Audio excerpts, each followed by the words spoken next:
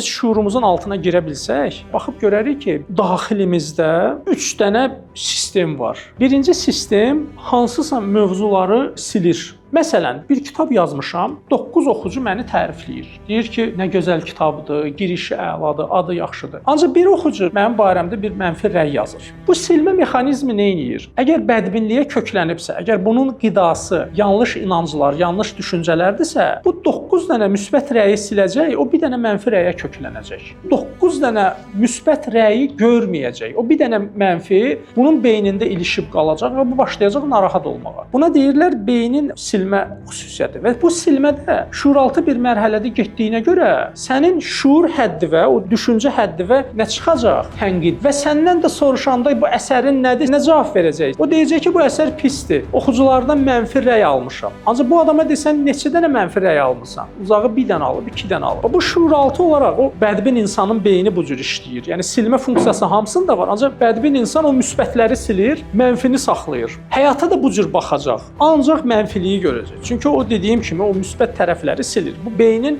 bir xüsusiyyətidir. O şuuraltının bir xüsusiyyətidir, silmə xüsusiyyətidir. Deməli, şuursuzluq həddində olan proseslər gizli gedir və sən də bunları anlaya bilmirsən.